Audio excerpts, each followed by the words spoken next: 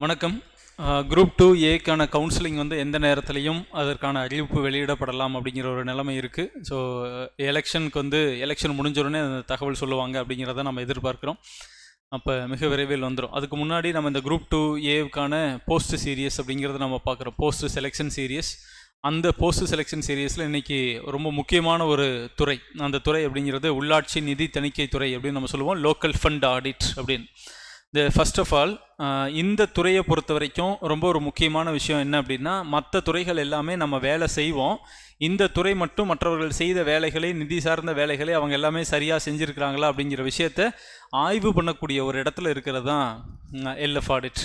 நான் நிறையா வேலையெல்லாம் செய்ய மாட்டேன் சார், எனக்கு கேள்வி கேட்டே பழகிருச்சு, எனக்கு கேள்வி கேட்குறது ரொம்ப பிடிக்கும், கணக்கு வழக்கு பார்க்குறது ரொம்ப பிடிக்கும் அப்படின்னா அவங்களுக்கான ஆப்டான ஒரு துறை இந்த துறை அப்படின்னு நம்ம சொல்லலாம். ஸோ உள்ளாட்சி நிதி தணிக்கை துறை, அசிஸ்டன்ட் இன்ஸ்பெக்டர் இன் LF audit, local fund audit அப்படின்னு நம்ம சொல்லுவோம். ஸோ அது உள்ளாட்சி நிதி தணிக்கை மட்டும் இல்லை, அதில் சில இன்னும் விஷயங்களும் இருக்குது. அது கொஞ்சம் ஷார்ட்டாக நான் தமிழில் சொல்கிறேன், அதனால் உள்ளாட்சி நிதி தணிக்கைன்னு சொல்கிறோம்.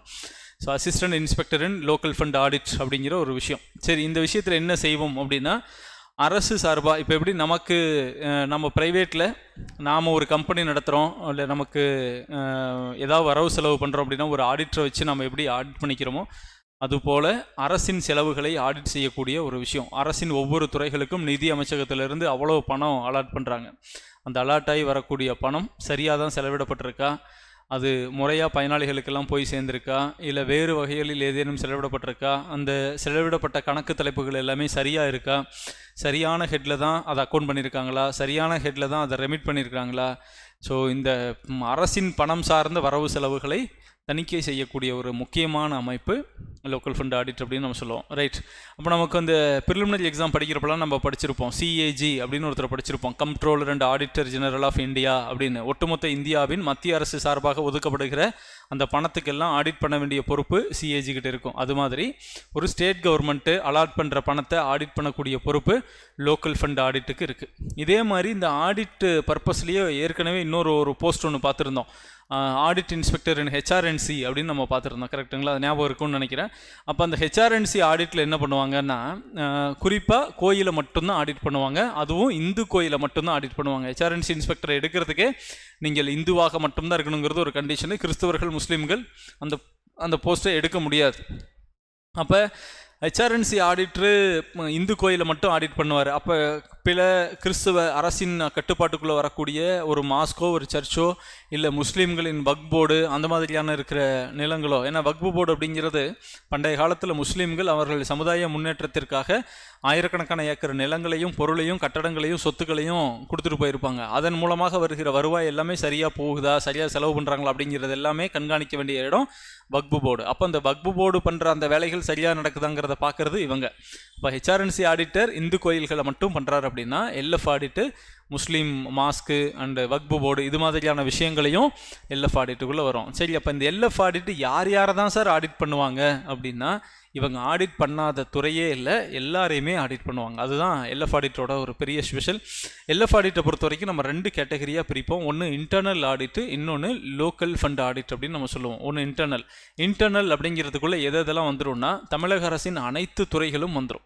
A to Z தமிழ்நாடு அரசு கீழே என்னென்ன அரசு துறைகள் இருக்கோ அத்தனை துறைகளிலும் நடக்கக்கூடிய அந்த வரவு செலவு எல்லாமே சரியாக மேற்கொள்ளப்பட்டிருக்கா அப்படிங்கிறது எல்லாமே அந்த இன்டர்னல் ஆடிட்டுக்குள்ளே வந்துடும்.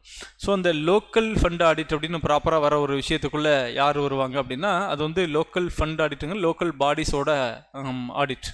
அப்போ அதில் எந்த லோக்கல் பாடிஸ் ஆடிட் அப்படிங்கிறப்ப அதுக்குள்ளே யாரெல்லாம் வருவாங்க அப்படின்னா, ரைட் ஃப்ரம் பஞ்சாயத்திலிருந்து கார்பரேஷன் வரைக்கும், ஊராட்சி, ஒரு உள்ளாட்சி அமைப்புகளுடைய அடிப்படை அப்படிங்கிறது ஒரு ஊராட்சிகள் பல சேர்ந்தது ஊராட்சி ஒன்றியம். அப்போ அந்த ஊராட்சிகளுக்கு மேலே மாவட்ட பஞ்சாயத்து வருது, அதுக்கப்புறம் நகராட்சி வருது, பேரூராட்சிகள் இருக்குது, நகராட்சிகள் இருக்குது, மாநகராட்சி இருக்குது. ஸோ இந்த உள்ளாட்சி அமைப்புகள் எல்லாமே அப்படிங்கிறது இதுக்குள்ளே வந்துடும். ஸோ நீங்கள் அந்த ஆடிட்டுக்குள்ளே உள்ளே போகிறீங்க அப்படின்னா, இப்போ ஒட்டுமொத்தமாக நீங்கள் இந்த எல்எஃப் ஆடிட் எப்படி நம்ம புரிஞ்சுக்கிறோம் அப்படின்னா, உள்ளாட்சி அமைப்புகள் அனைத்தும், அது மட்டும் இல்லாமல் அரசு துறைகள் அனைத்தும், அது மட்டும் இல்லாமல் அரசு உதவி பெறும் கல்வி நிறுவனங்கள், அது மட்டும் இல்லாமல் பல்கலைக்கழகங்கள், இது எல்லாத்தையும் ஆடிட் பண்ண வேண்டிய பொறுப்பு இந்த டிபார்ட்மெண்ட்டில் இருக்குது. ஸோ அப்போ இந்த ஆடிட்டை பொறுத்த வரைக்கும் நமக்கு இருக்கிற ஒரு பெரிய ப்ளஸ் என்ன அப்படின்னா, நீங்கள் பர்டிகுலராக உட்காந்து ஒரு விஷயத்தை செஞ்சு நீங்கள் யாருக்கும் சப்போர்ட் கொடுக்க போகிறதில்ல, நீங்கள் யாருக்கோ தினம் தினம் வேலை செஞ்சு நீங்கள் அதாவது ஃபைல் சப்மிட் பண்ணுற வேலை இல்லை அப்படின்னு நான் சொல்கிறேன். இதுக்கும் ஃபைல் சப்மிட் பண்ணணும். எப்படின்னா ஆடிட் ரிப்போர்ட்டை சப்மிட் பண்ணணும். இது முழுக்க முழுக்க கேள்வி கேட்கிற வேலை. நீங்கள் ஒரு ஆஃபீஸ்க்கு போகிறீங்க, அந்த ஆஃபீஸில் அது எந்த டிபார்ட்மெண்ட்டுக்கு வேணாலும் நீங்கள் போகலாம். அந்த துறையின் உயர் அதிகாரி இருப்பாங்க அப்படின்னா நீங்கள் அவர்களை நேரடியாக உங்களுக்கான கேள்விகளையும் உங்களுக்கு தேவையான கோப்புகளையும் அவங்ககிட்ட கேட்கலாம். ஒரு வருஷமாக நீங்கள் தான் பாஸு, நீங்கள் தான் செலவு பண்ணீங்க, உங்கள் டிபார்ட்மெண்ட் தான் கரெக்டு, எல்லாமே கரெக்டு. ஆனால் நீங்கள் பண்ணின எல்லா செலவையும் கொடுங்க, ரெஜிஸ்டர் கொடுங்க, ரெக்கன்சில் பண்ண டீட்டெயில்ஸ் கொடுங்க, பேங்க் பாஸ்புக் கொடுங்க, உங்களுக்கு துறையில் இருக்கக்கூடிய வேறு பிற வரவு செலவு, அதுக்கான வருமானங்கள் என்ன, வேறு வாய்ப்புகள் என்ன, அத்தனை பற்றியும் எனக்கு சொல்லுங்கள் அப்படிங்கிற எல்லா கேள்விகளையும் உங்களால் கேட்க முடியும். ரொம்ப ரெஸ்பெக்டாக உங்களுக்கு பதில் கொடுப்பாங்க. எல்எஃப் ஆடிட்டை பொறுத்த வரைக்கும் இந்த மோஸ்ட் வாண்டட் டிபார்ட்மெண்ட் அப்படின்னு சொல்கிறதுக்கு காரணமே ரொம்ப மரியாதையான ஒரு துறை. போகிற பக்கம் எல்லாமே உங்களுக்கு நல்ல கான்டாக்ட்ஸ் கிடைக்கும். நிறைய துறைகளில் நீங்கள் வந்து ஒரே ஒரு துறையை மட்டும் பண்ணி வைக்க போகிறதில்ல, எல்லா துறைகளிலையும் நீங்கள் போய் ஆடிட் பண்ணுறதால எல்லா துறை சார்ந்த நண்பர்கள் உங்களுக்கு கிடைப்பாங்க, எல்லா துறை சார்ந்த அறிவு உங்களுக்கு கிடைக்கும். அதுக்கும் மேலே அதில் ரொம்ப ஸ்பெஷலான ஒரு விஷயம், ஏன் எல்எஃப் ஆடிட் எல்லோரும் விரும்புகிறாங்க அப்படின்னா, ஆடிட்டுக்குன்னு கொடுத்துருக்குற அந்த கால வரையறைக்கு முன்னாடியே நீங்கள் எல்லா இடத்துலையுமே ஈஸியாக ஆடிட்டு முடிச்சிருவீங்க. அப்படி முடிக்கிறப்ப மீதி உள்ள நாட்கள் எல்லாமே உங்களுக்கு ரொம்ப லெஷராக இருக்கும். இருக்கும் அரசு துறைகளிலேயே அதிகப்படியாக ஓய்வு நேரம், மற்ற நேரம் கிடைக்கிறது, கொஞ்சம் ப்ரெஷர் இல்லாமல் இருக்கிறது, ஓவர் த ஆஃபீஸ் டைம்லாம் வேலை செய்யணுங்கிற அவசியம் இல்லாதது. ஸோ மைண்ட் ஃப்ரீயாக ரிலாக்ஸ்டாக நல்ல பவர்ஃபுல்லாக ஒரு போஸ்ட் வேணும் அப்படின்னா அது டெஃபினட்டாக எல்எஃப் ஆடிட். எல்எஃப் ஆடிட் ரொம்ப ரொம்ப நல்ல துறை. நிறைய காலேஜஸில் கான்டாக்ட்ஸ் கிடைக்கும், நிறைய யூனிவர்சிட்டியில் கான்டாக்ட்ஸ் கிடைக்கும், வேறு துறைகளில் கான்டாக்ட்ஸ் கிடைக்கும். நல்ல ஒரு இன்ஃப்ளூயன்ஸான ஒரு ஆளாக நீங்கள் இருப்பீங்க. எந்த துறை சார்ந்தும் உங்ககிட்ட கேட்டால் ஏதாவது ஒரு உதவி கிடைக்கும் அப்படிங்கிற நிலைமைக்கு ஒரு எல்எஃப் ஆடிட்டரால் இருக்க முடியும். மற்றவர்கள் அந்தந்த துறைகளில் இருப்பாங்க, அவ்வளோதான். ஸோ எல்லாரையும் கேள்வி கேட்குற ஒரு இடம், அரசின் வரவு செலவு சரியாக நடந்திருக்கா, அரசின் பணம் சரியாக கையாளப்பட்டிருக்கா அப்படிங்கிற ஒரு இடம் அப்படிங்கிறதால உங்கள் மேலே சொசைட்டிலையுமே ஒரு நல்ல ரெகக்னைசேஷனும் ரெஸ்பெக்டும் அமாங் ஆல் கவர்மெண்ட் டிபார்ட்மெண்ட்ஸ் உங்களுக்கு இருக்கும். ஸோ இதெல்லாம் இவ்வளோ நல்ல விஷயங்கள் இருக்குது. சரி, அதில் நமக்கு ஏதாவது ட்ராபேக் இருக்குமா சார், நமக்கு வேறு என்ன நல்ல விஷயங்கள் அப்படின்னா, ஒன்று, உங்கள் உள்ளூரில் நீங்கள் வேலை பார்க்குறதுக்கு நிறைய வாய்ப்பு இருக்குது. மற்ற துறைகள் மாதிரி ரொம்ப போராடாமல் பெரிய கஷ்டம்லாம் பற்றாமையே உள்ளூரில் உங்களால் வேலை பார்த்துட முடியும். உங்கள் சொந்த மாவட்டத்தில் வேலை பார்ப்பதற்கு நிறைய வாய்ப்புகள் இருக்கக்கூடிய ஒரு இடம். ரொம்ப முக்கியமாக இது யாருக்கு பொருந்தும் அப்படின்னா, பெண்களுக்கு, ஆண்களுக்கு, எல்லாத்துக்கும், அதில் எல்லாருக்குமே இது பொருந்தும். குறிப்பாக யாருக்கு அது சூட் ஆகும் அப்படின்னா, ஃபர்தர் எக்ஸாம்ஸை ஆஸ்பயர் பண்ணுறோம், நாங்கள் அடுத்தடுத்த தேர்வுகளுக்கு படிக்க போகிறோம், யூபிஎஸ்சி படிக்கிறோம், குரூப் 1 படிக்கிறோம் அப்படின்னு இருக்கிறவங்களுக்கு எல்எஃப் ஆடிட் உண்மையிலேயே ஒரு நல்ல துறை. நிறைய நேரம் கிடைக்கும், ப்ரெஷர் இல்லை அப்படிங்கிறதுனால உங்களுக்கான நேரத்தை ஒதுக்கி திட்டமிட்டு உங்களால் அடுத்தடுத்த தேர்வுகளுக்கு படிக்க முடியும் அப்படிங்கிறது ரொம்ப ஒரு நல்ல விஷயம். இனி ஒன்று, எந்த இடத்துலலாம் ஒரு கவர்மெண்ட் செக்டாரை நம்ம எடுத்துகிட்டு இந்த டிபார்ட்மெண்ட் ரொம்ப ப்ரெஷராக இருக்குது அப்படின்னு ஒரு டிபார்ட்மெண்ட்டை சொல்கிறாங்கன்னா, அதில் ரொம்ப முக்கியமாக நீங்கள் கவனிச்சிங்கன்னா அந்த இடத்துல பொதுமக்களுடைய தொடர்பு இருக்கும். எந்த இடத்துலலாம் பப்ளிக் இன்ட்ராக்ஷன் இருக்கோ அந்த இடத்துல ஆப்வியஸ்லி அந்த ஜாபு மேலே ஒரு ப்ரெஷர் வந்து பில்ட் ஆகும். எந்த இடத்துல எல்லாம் பொதுமக்கள் தொடர்பே இல்லையோ அப்போ நீங்கள் ஆஃபீஸ் வரீங்க, உங்கள் ஃபைல் எடுக்கிறீங்க, உங்கள் ஃபைலுக்கு வேலை செய்கிறீங்க, நீங்கள் போயிடுறீங்க அப்படிங்கிறப்ப அப்போ பொதுமக்களை நேரடியாக தொடர்பு கொள்ள முடியுமா அப்படின்னா வாய்ப்பே கிடையாது. எல்எஃப் ஆடிட்டில் there is no public interaction. நீங்கள் ஒரு ஆஃபீஸர்ஸோட மட்டும்தான் பேசுவீங்க. ஆஃபீஸ் போகிறீங்க, அக்கௌண்ட்ஸை கேட்குறீங்க, அவங்க ஒரு லிஸ்ட்டு கொடுப்பாங்க, உங்கள்கிட்ட இருக்கிற செக்லிஸ்ட்டோட வச்சு எல்லாத்தையுமே ப்ராப்பராக செக் பண்ணுறீங்க. அதிலிருந்து ஏதாவது விஷயங்கள் சரியாக படலை அப்படின்னா நீங்கள் அந்த இடத்துல எழுதிடலாம். பேராஸ் எழுதுறது அப்படிங்கிறது அந்த இடத்துல, அதனால தான் எந்த துறைக்கு போனாலுமே மற்ற துறை அலுவலர்கள் அந்த ரெஸ்பெக்ட் கொடுக்கறதுக்கான காரணமே அந்த பயம். ஏதாவது பேராஸ் எழுதிடுவாங்க. பேரா அப்படின்னா இந்த விஷயம் சரியில்லை, இது சரியாக கணக்கு வழக்கு இல்லை, இந்த விஷயத்தை சரி பண்ணலை, இதை சரி பண்ணி எங்களுக்கு இன்னொரு ரிப்போர்ட் கொடுங்க அப்படின்னு எழுதுறது பேர் தான் பேரா அப்படின்னு சொல்லுவோம். ஸோ அந்த மாதிரி பேராஸ் எது எழுதாமல் இருக்கிறது தான் அந்த டிபார்ட்மெண்ட்டுக்கு நல்லது. அதை எழுத விடாமல் பார்க்குறதுக்கு இவங்க நல்லா கவனிப்பாங்க எல்எஃப் ஆடிட். அதுதான் ஃபேக்ட்டு.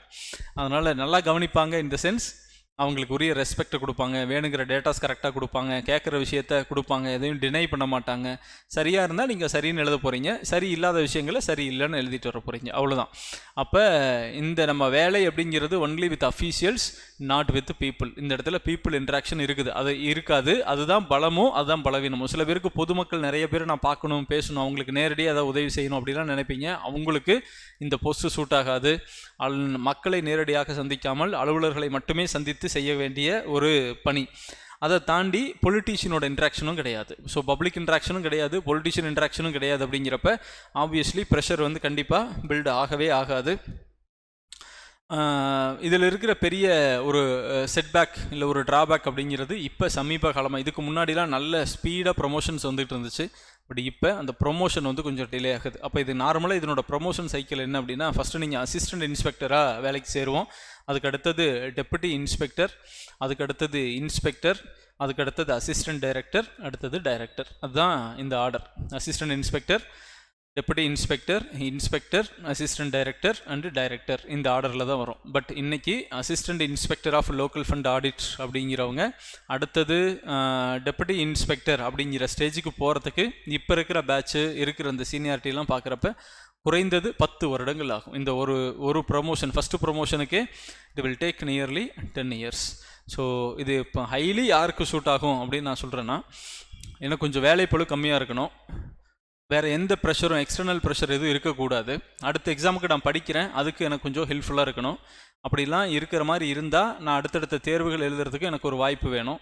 அப்புறம் கொஞ்சம் சொந்த மாவட்டத்தில் வேலை செய்வதற்கு நான் விருப்பப்படுறேன் அப்படிங்கிறப்ப கொஞ்சம் முயற்சி செய்து இதை வாங்கிக்க முடியும். அப்படிங்கிற இந்த கேட்டகரி எல்லாத்துக்கும் இது செட் ஆகும். யாருக்கு செட்டே ஆகாது அப்படின்னா, நான் முழுக்க பப்ளிக் இன்ட்ராக்ஷனில், அந்த பப்ளிக் இன்டர்ஃபேஸில் நான் வேலை செய்யணும், பொதுமக்களுடன் நான் இருக்கணும், நிறையா நான் டாக்கட்டிவ், என்னால் இப்படி உட்காந்துட்டு வெறும் சீட் வேலையே பார்க்க முடியாது, ரிப்போர்ட் எழுதிட்டுலாம் இருக்க முடியாது, நான் கொஞ்சம் களத்தில் இறங்கி வேலை செய்யணும் அப்படின்னா இதில் வாய்ப்பே இல்லை. இதில் no field work, no public interaction, no politician interaction. So அந்த விஷயங்கள்லாம் இல்லை.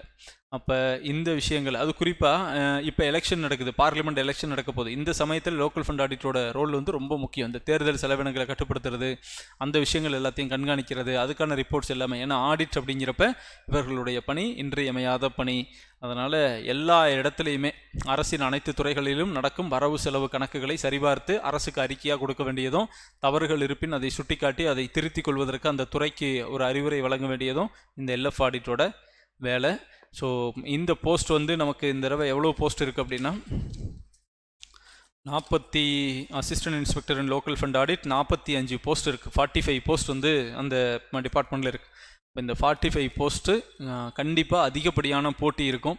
நல்ல ரேங்க்கில் முன்னாடி இருக்கிறவங்க, இந்த துறை எடுக்கிறதுக்கு வாய்ப்பு இருக்கிறவங்க இந்த விஷயத்தை எடுத்துக்கலாம். ஸோ நீங்கள் உங்களுடைய மற்ற ஆஸ்பெக்ட்ஸ், ப்ரொமோஷன், மற்ற விஷயங்கள் எல்லாத்தையும் நீங்கள் மைண்ட் பண்ணி இந்த விஷயத்தை எடுக்கலாமா இல்லையாங்கிற விஷயத்தை நீங்கள் முடிவு பண்ணலாம். மொத்தத்தில் இது ஒரு நல்ல துறை. வாழ்த்துக்கள்.